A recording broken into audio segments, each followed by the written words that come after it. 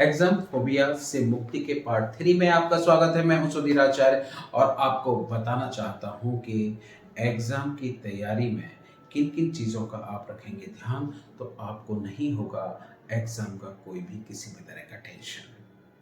मैं पिछले 2 वीडियो में बता चुका हूं, आज फिर आपको ये जानकारी देना चाहता हूं कि एग्जाम की तैयारी विशेषकर जो अच्छे विद्यार्थी हैं, होशियार स्टूडेंट हैं, उनको ध्यान रखना चाहिए कि जो टाइम लिमिट है एग्जाम की 3 घंटे, 2 घंटे 50 मिनट में आपका पूरा पेपर सॉल्व्ड हो जाना चाहिए। आपकी तैयारी इस तरह से होनी चाहिए, वरना अच्छे स्टूडेंट के साथ परेशानी ये आती है कि उन्हें सारे के सारे प्रश्न अच्छे तरीके से याद होते हैं, लेकिन टाइम कम रह जाता है लिखने के लिए और वो उनको उसमें लिख नहीं पाते। ये एक बड़ी समस्या है। इस समस्या का निदान हल यही है कि आप लिख लिख कर तैयारी करें। टाइम लिमिट में आपको वह पूरा पेपर सॉल्व करना है। दूसरे, जितने शब्दों में प्रश्न का उत्तर पूछा गया है उतने ही शब्दों में प्रश्न का उत्तर लिखें। इससे भी आप अपना टाइम बचा सकते हैं। इसका अभ्यास आपको निरंतर करना है। कई बार परेशानी यही होती है कि आप लिखने का अभ्यास छोड़ चुके होते हो, डायरेक्ट जाके जब प्रश्न पत्र हल करते हैं तो आपका वो फ्लो स्पीड नहीं बन पाती। यह भी मैं बताना चाहूंगा कि कभी भी विद्यार्थी एकदम से नए पेन लेकर न जाएं।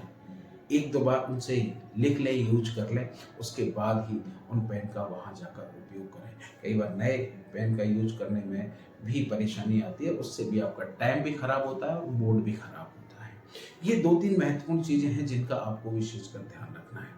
साथ में ध्यान रखिएगा, हर सब्जेक्ट से रिलेटेड कुछ शब्दावली होती है, पारिभाषिक शब्दावली जिसको हम बोलते हैं, शब्दावली होती है। आप उसको भी तैयार करके अपने विषय को सरल बना सकते हैं, समझने योग्य बना सकते हैं। कुछ ऐसे टिप्स बना सकते हैं जो आपके लिए मेमोरेबल होंगे, जो आपको याद दिला देंगे उस प्रश्न की विस्तृत जानकारी के बारे में। तो ये छोटी छोटी चीजें हैं जिनका आप ध्यान रखेंगे तो आप अपनी तैयारी से कहीं अधिक नंबर और अंक प्राप्त कर सकेंगे। साथ में ध्यान रखिएगा, परीक्षा हॉल में परीक्षा जो केंद्र है उस पर भी निर्धारित समय से पूर्व पहुंच जाइएगा।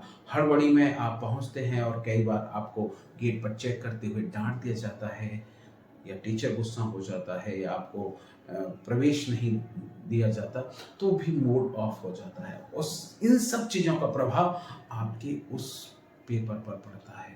तो कृपया करके इन सब चीज़ों का आप ध्यान रखिएगा और अपना उत्तर बहुत बेहतरीन तरीके से लिखिएगा। धन्यवाद।